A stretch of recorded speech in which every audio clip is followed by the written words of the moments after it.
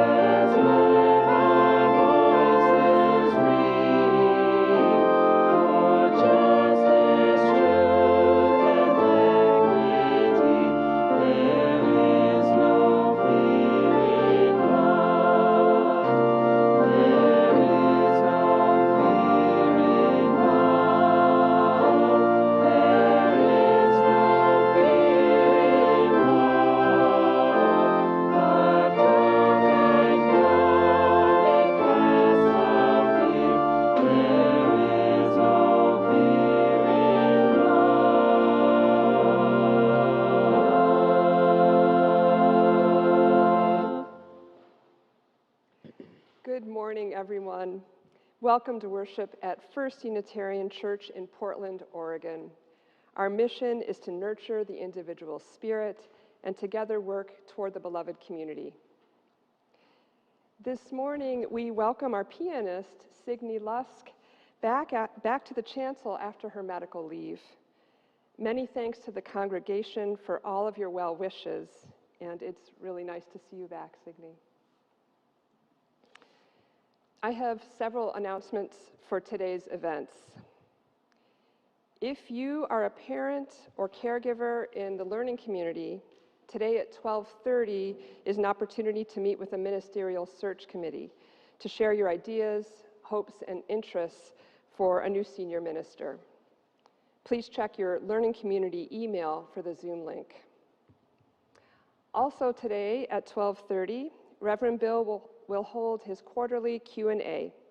He'll have an update on our plans for reopening the church for live service in November, and he'll also answer the questions that you bring about the church and whatever else is on your mind.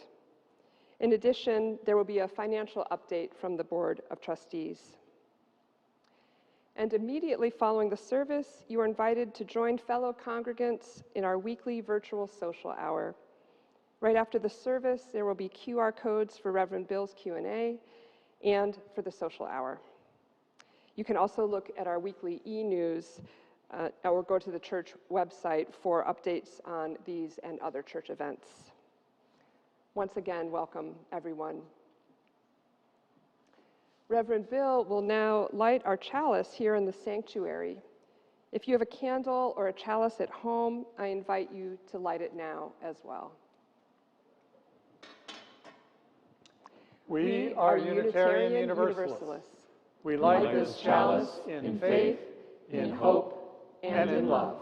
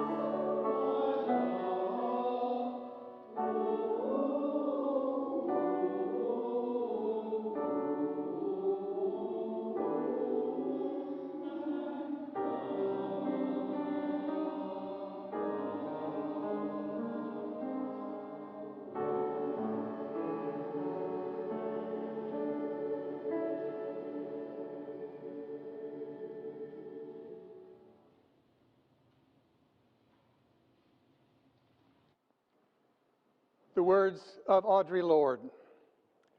I dream of our coming together, encircled, driven, not only by love, but by lust for a working tomorrow.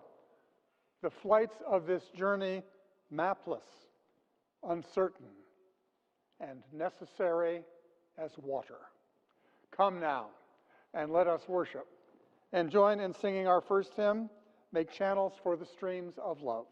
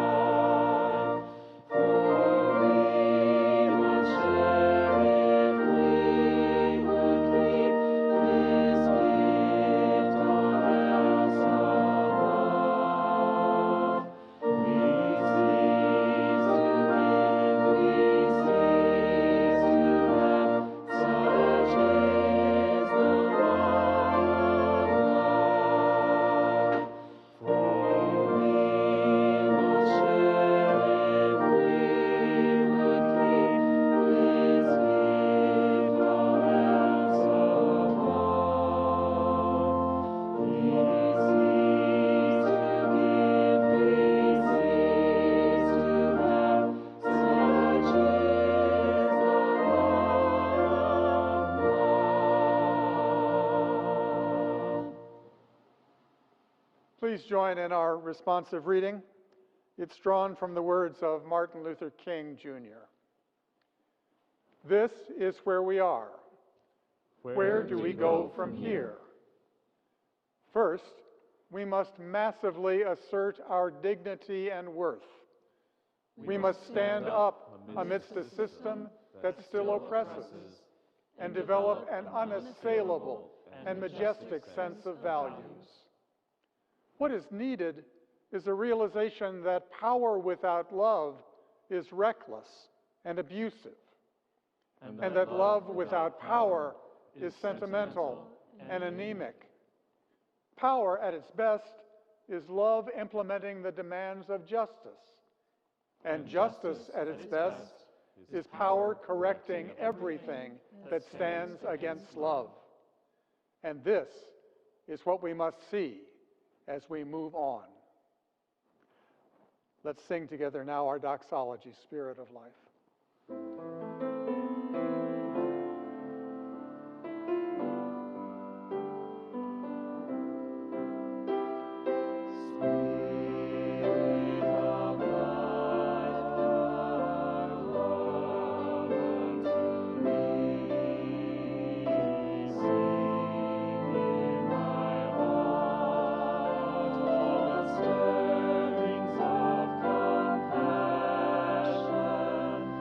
Lord,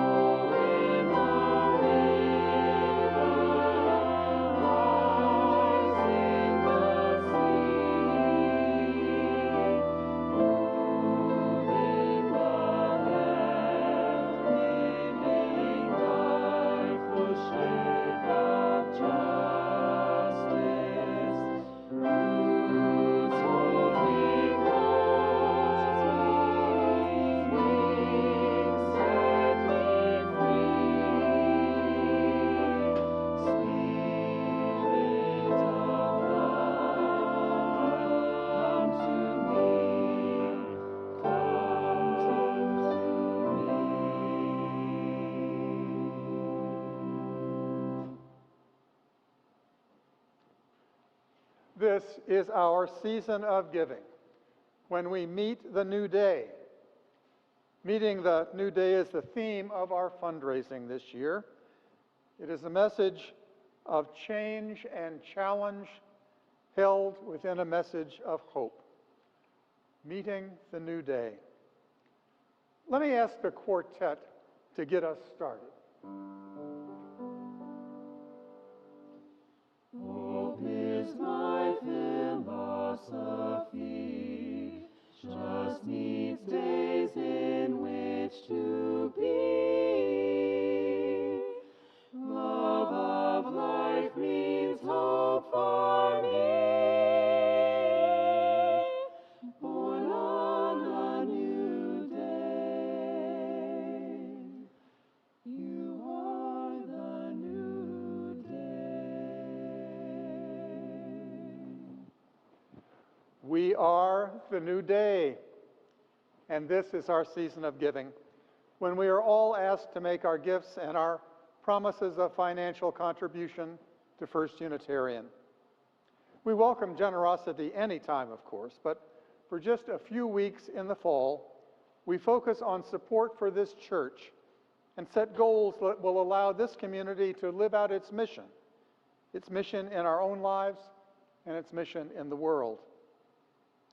And this is a new day in so many ways. As Dana announced, we will begin to regather in person for worship in just a few weeks. If you didn't read my message in e-news this week, the good news is that we can begin welcoming folks in limited numbers and safely into this sanctuary again. And I cannot wait to see at least some of your faces in these seats on November 7th. This new day will not be just a return to the church we left 18 months ago, or the downtown that we left then. Some changes will be obvious, others not quite as clear, but we have all been changed in some ways, and this church has a role to play as we ground ourselves and move forward. We will need to support both our return in person and the expanded virtual church that has nourished us and grown during our time at a distance. That will take some flexibility and some increased resources to do well. Membership, communications, and technology will all need to play a larger role in the renewed First Unitarian. For the next 3 Sundays, you will be hearing about our challenges and our opportunities. The church is asking for your financial commitment to help fund our work for 2022. People who are already members and friends of the church will receive a personalized packet of information in the mail starting tomorrow. If you're newer among us, or if you're watching from outside Portland, welcome. We hope you will join our efforts to sustain this church by making a pledge of support or a one-time gift in the coming weeks. A description of our justice work over the past year is also included in the packet. I think you will be impressed with all that we have done, even through these COVID times. It's a record that can and should be built upon as we work toward beloved community. Some of us will be asked to increase our giving this year, but not all of us, especially those who were able to step up your giving last year. We celebrate the diversity of economic circumstances within this community. We really do. All of us together empower this community to thrive, and gifts of any size are always welcome. And we begin with some real good news. Many of us make what we call sustainer pledges that don't need to be renewed each year, an amount that you choose and that you can change at any time. And these commitments mean that we begin our fundraising with over 55% of our goal already in place. I hope more of you will decide that this is your year to make a sustainer commitment to First Unitarian. The bottom line here, whether you make a pledge or give what you can right now, the bottom line is to remember what this community means in our lives. in your life and what we can accomplish as we meet this new day together.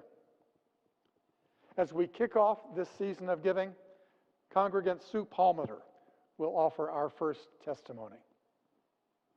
What would you say to a little girl in 30 years who asks, was it true that we stood on the brink of climate catastrophe? What kept you going? Why did you persist? That was the question posed by Catherine Jesch to the Community for Earth members at a recent retreat.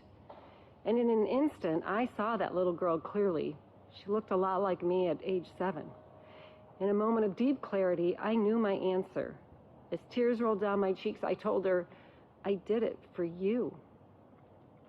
In the past couple of years, I've become deeply involved in climate activism at 350 PDX, a local climate justice organization, and more recently, leading the Divest Oregon campaign to pressure the Oregon State Treasurer to stop investing in climate-wrecking fossil fuels and reinvesting in a fossil-free future. I have made a long-term commitment to this work, but I'm not sure I could have made it without this church community. The spiritual underpinning and grounding that I find here is what keeps me tightly tethered to First Unitarian.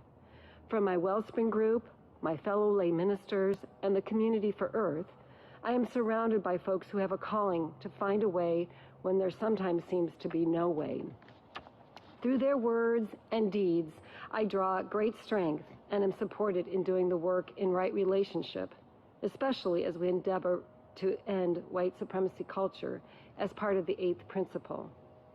And so that brings me to why I am happy to contribute my time and gifts to First Unitarian and invite you to do the same. To do this forever work, as fellow Community for Earth member Emily Herbert calls it, I need a spiritual home that grounds me, helps me to center, and connects me with so many inspirational folks. I leave you with a quote from Rebecca Solnit that I've recently found that rings true for me and reminds me of why First Unitarian is so important. To hope is to give yourself to the future, and that commitment to the future is what makes the present inhabitable. I hope that you find your place here as well, that you find your way towards the future, and that you see the great value this church provides in your own life and in our community. Thank you.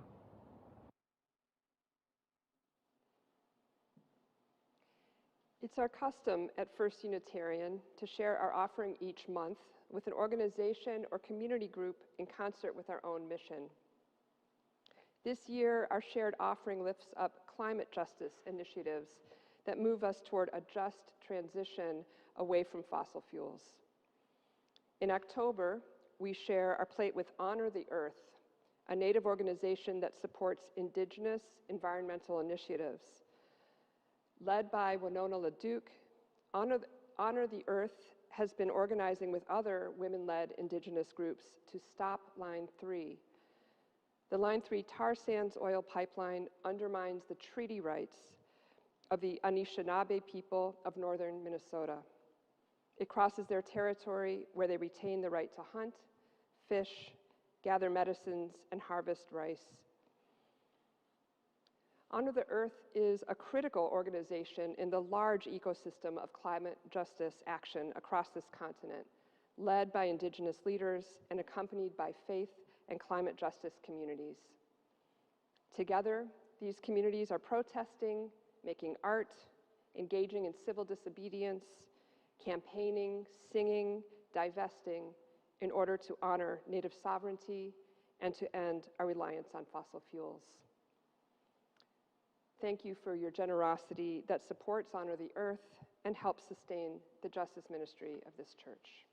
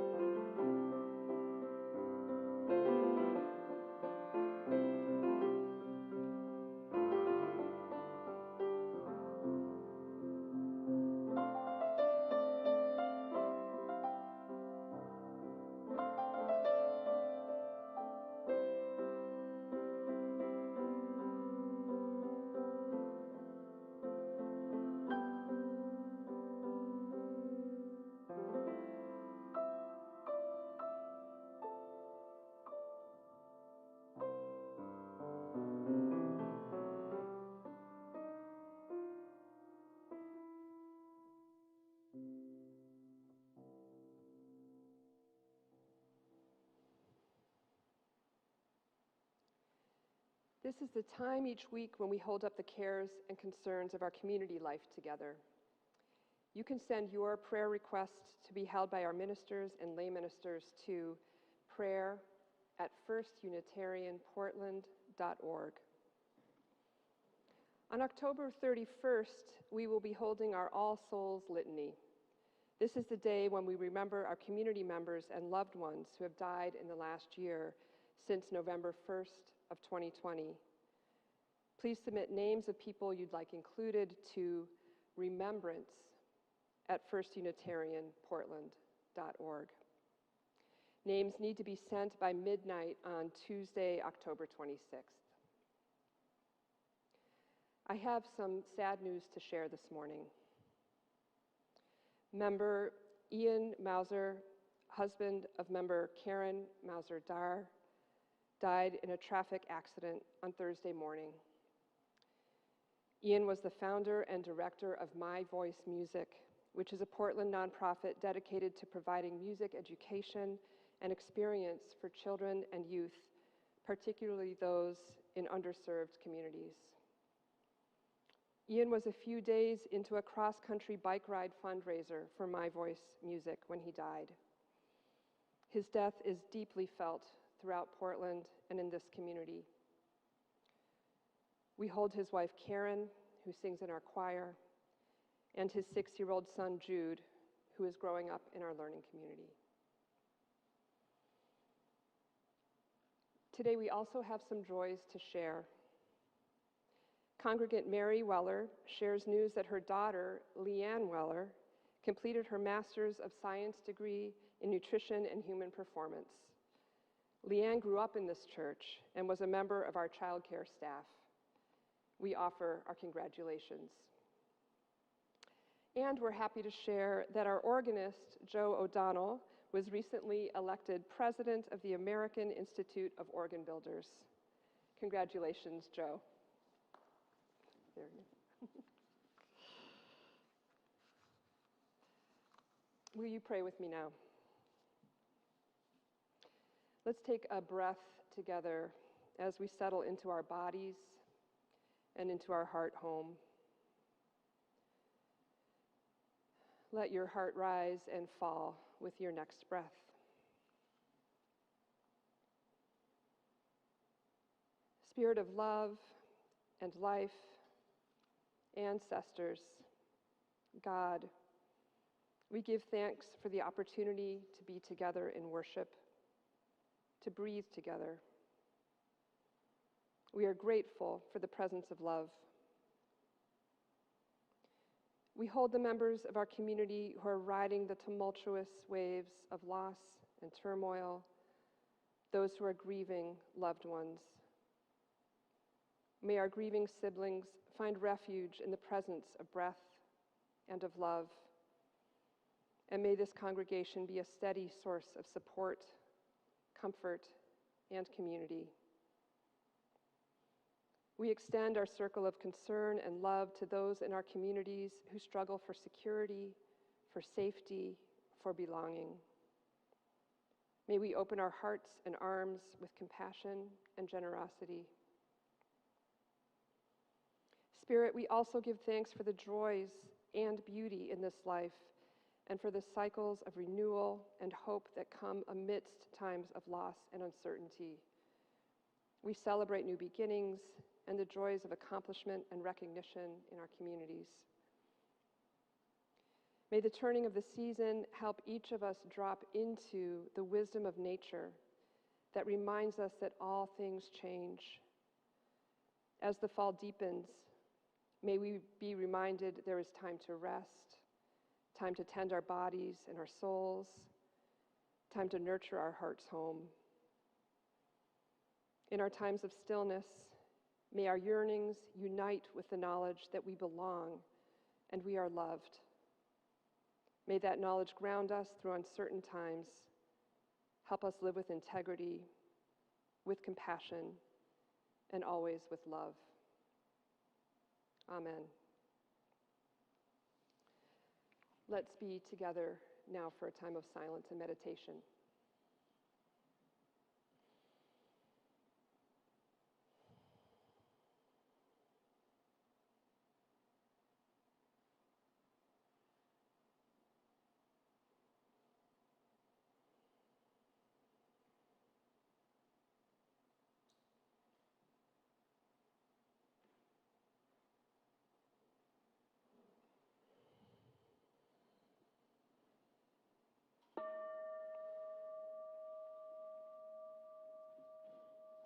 please join us as we sing together, "There is More Love Somewhere."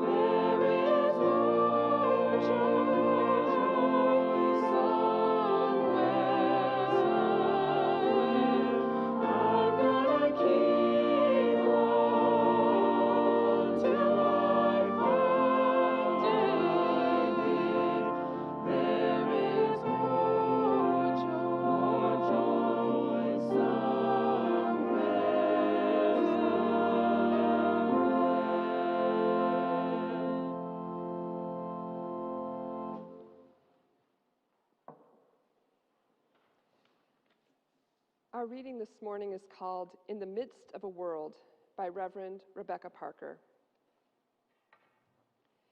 In the midst of a world marked by tragedy and beauty, there must be those who bear witness against unnecessary destruction and who, with faith, rise and lead in freedom with grace and power. There must be those who speak honestly and do not avoid seeing what must be seen, of sorrow and outrage, of tenderness and wonder. There must be those whose grief troubles the water with their voices, sing and speak refreshed worlds. There must be those whose exuberance rises with lovely energy that articulates earth's joys. There must be those who are restless for respectful and loving companionship among human beings, whose presence invites people to be themselves without fear. There must be those who gather with the congregation of remembrance and compassion, draw waters from old wells, and walk the simple path of love for neighbor. And there must be communities of people who seek to do justice, love kindness, and walk humbly with God, who call on the strength of soul force to heal, transform, and bless life. There must be religious witness. So ends our reading.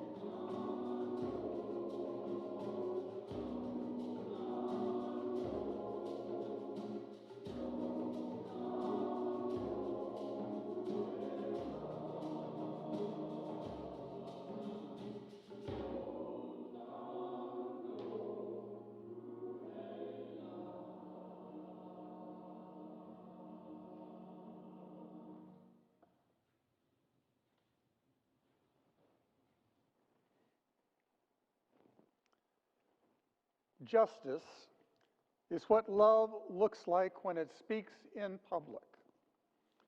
Justice is what love looks like in public. It was 10 years ago, 2011, and Dr. Cornel West was preaching in the Rankin Chapel on the Howard University campus. His visit had been well publicized, and there were more students by far on the hill outside the chapel than there were inside. He spoke about the power of love and about the Black prophetic tradition, a tradition of hope even in the face of violence and reverses, when progress seemed impossible. A tradition grounded in love, but not in an anemic love, a love with enough power to sustain the community even when prospects were bleak. A love strong enough to transform a justified anger, a righteous anger, strong enough to channel that anger toward the paths of justice and love. He compared the life force in that tradition to the emptiness of the endless pursuit of pleasure he saw all around him. Dr. West preached for an hour. Toward the end, when he had condemned the growing oligarchy, the dangerous and increasing concentration of wealth and power in this nation, toward the end, he told the audience of privileged young leaders, the talented 10th of the Black community, he told them that justice is what love looks like in public.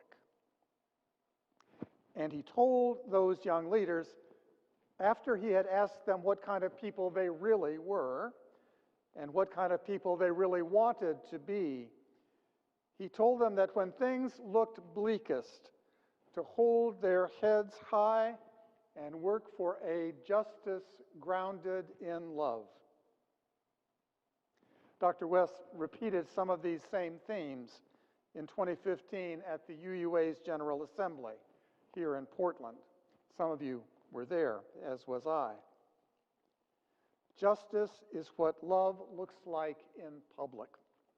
That's the message that I want to work with this morning, because it's not self-evident, is it?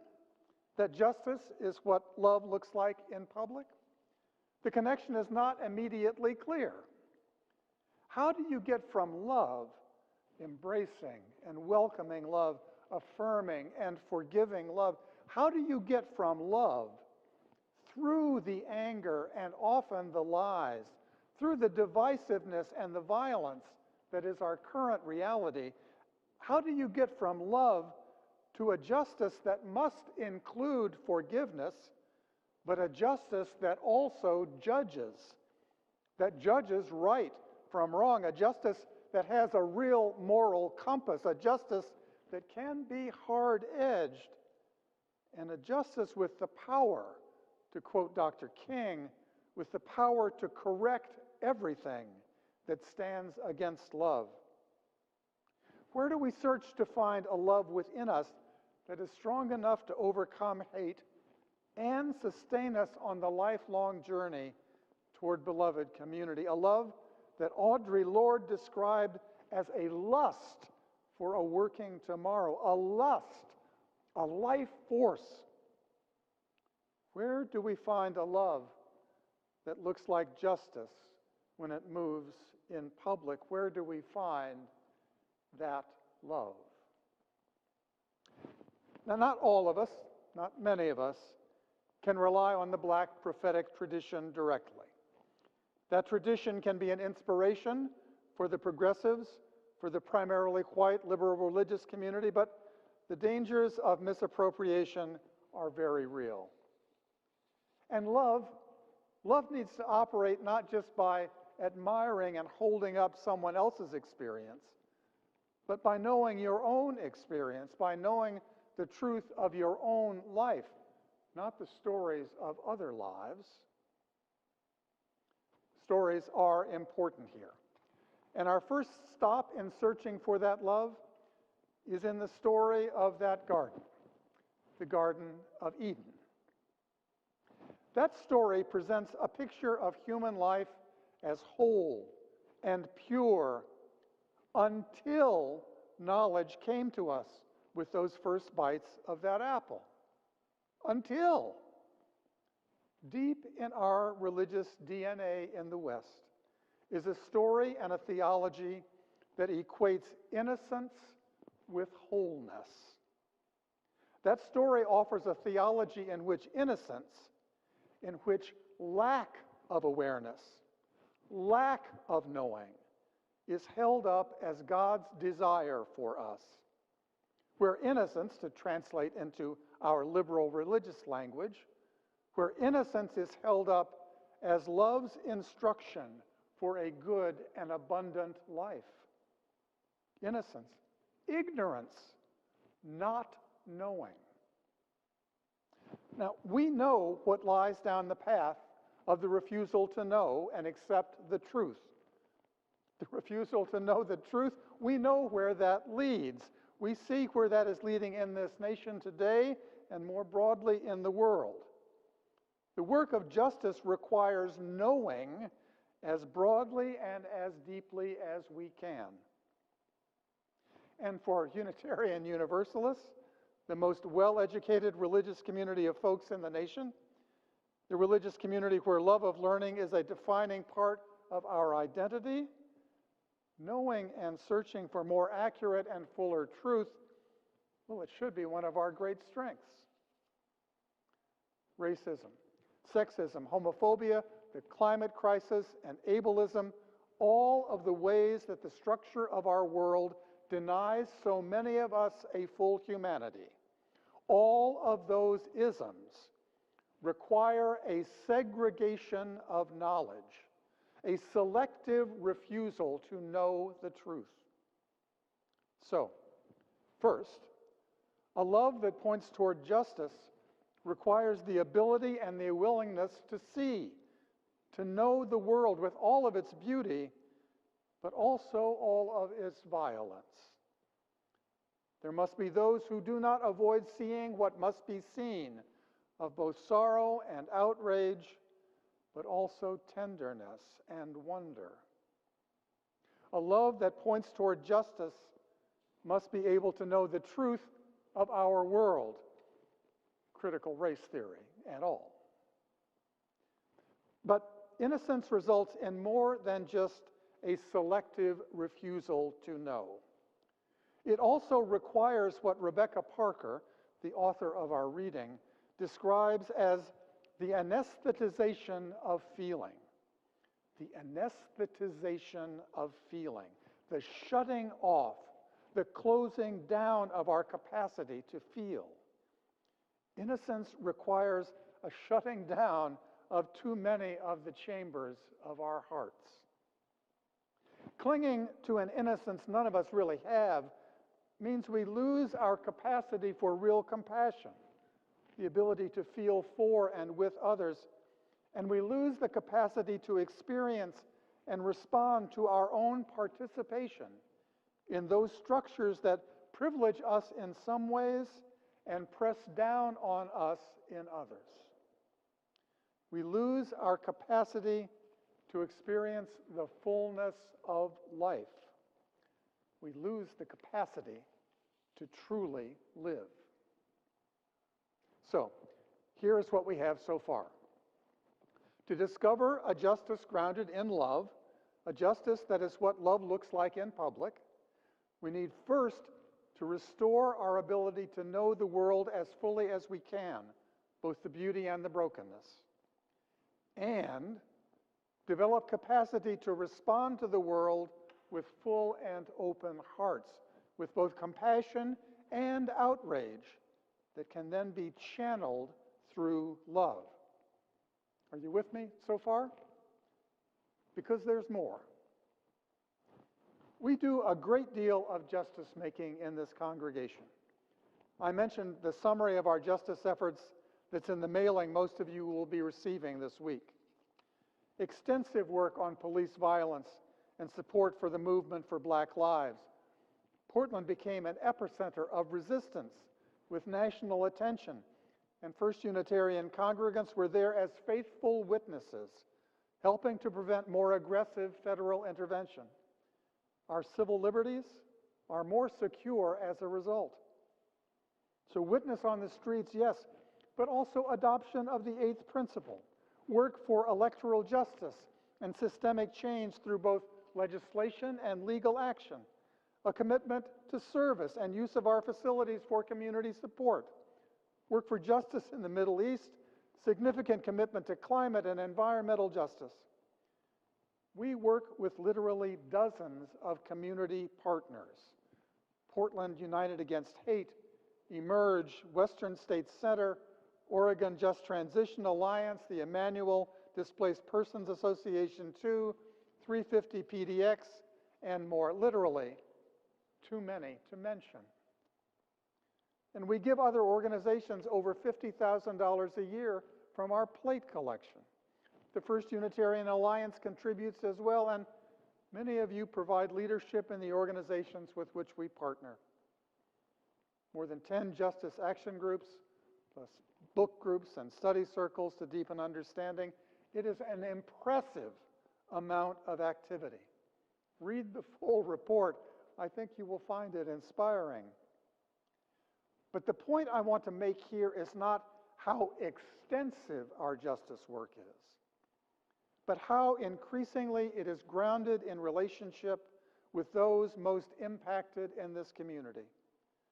The point I want to make is that our justice work is getting deeper, more grounded in relationship, and more accountable.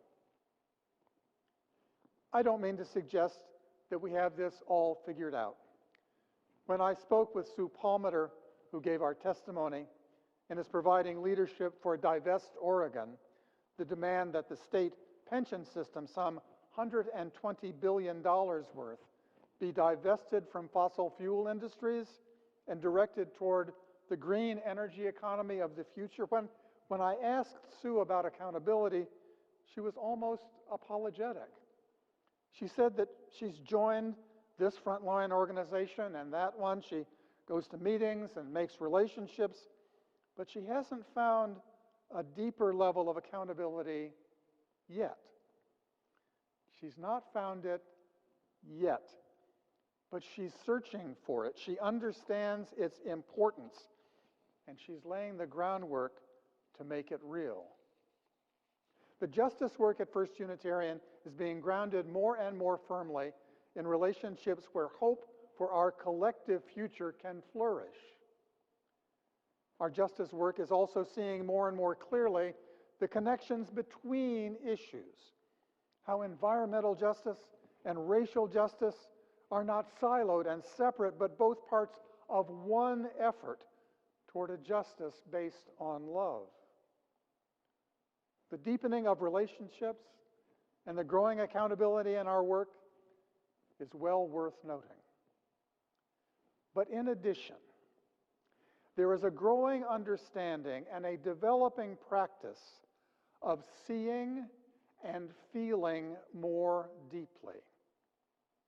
Sue, in her testimony, spoke of being grounded and tightly tethered in relationship with others, and most important, in a deeper relationship with self.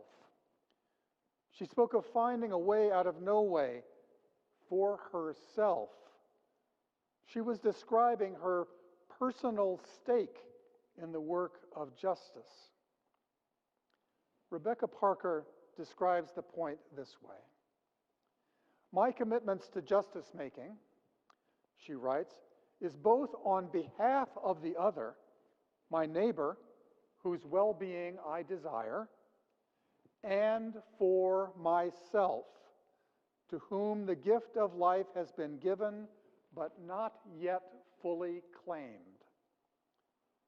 She goes on, I struggle neither as a benevolent act of social concern, nor as a repentant act of shame and guilt, but as an act of desire for life, of passion for life, of insistence on life, fueled by both love for life and anger in face of the violence that divides human flesh. Not charity and not guilt. Neither charity nor guilt can ground us and sustain us for the long haul. It is love for the fullness of life, which none of us can realize until all of us are free to realize it. Even the most privileged of us is being robbed of the fullness of life by the structures and the habits of mind and heart that resist and deny love. Rebecca goes on. I step out of an insular shell and come into immediate contact with the full texture of our present reality. I feel the rain on my face and breathe the fresh air. I wade in the waters that Spirit has troubled and stirred. The water drenching me baptizes me into a new life. A new life in which anesthetization is not necessary. A new life in which we can know the truth of the world and still find hope for the future. Hope for the future that makes the present inhabitable. Love of life means hope for me, is what the quartet sang. Born on the new day, we are the new day, the song says. Perhaps it would be more helpful and a little less arrogant to say that we can be the new day, that we have the capacity, all of us, to put away the illusion of innocence and use our skills to know the world as it is, its beauty and its brutality. And we have the capacity, each of us, to free ourselves to know the depth of feeling, both the outrage and compassion even for ourselves, that can be channeled into a love with the power to overcome hate and fear. We have the capacity, each of us and all of us, to be part of a love with the power to make justice real when that love speaks in public. May that come to be so. And amen. Will you pray with me?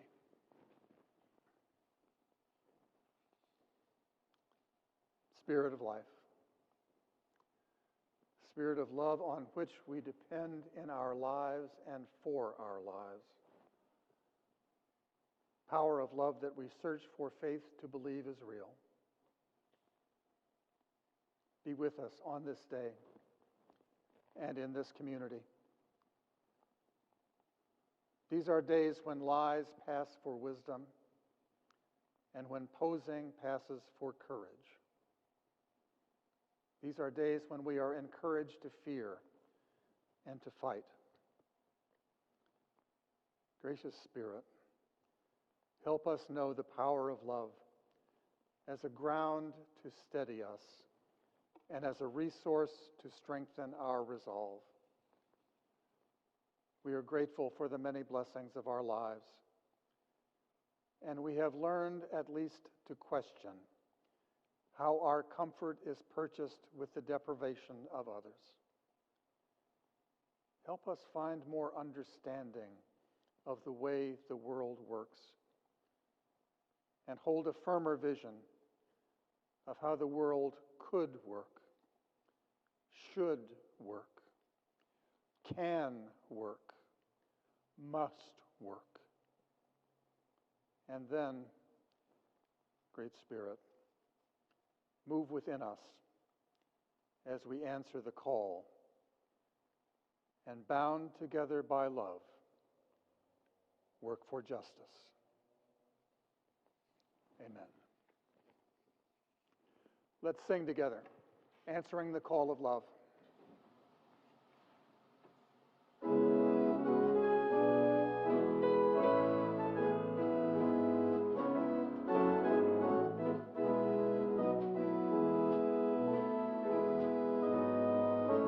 The promise of the Spirit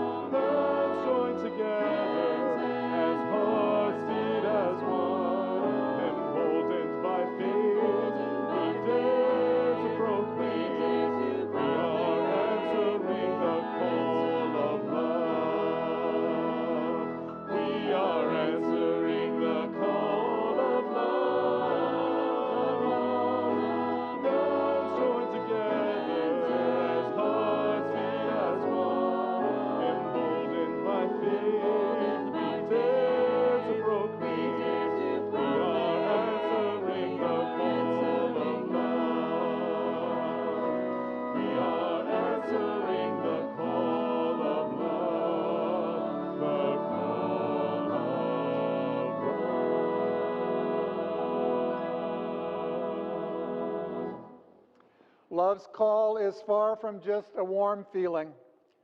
Love's call is a challenge, but a challenge through which hope can be found. Justice is what love looks like when love speaks in public. Justice is what love looks like when enough of us ground our own lives in love. This is the day we have been given. Let us rejoice in it and be glad. Go in peace. Practice love. Amen.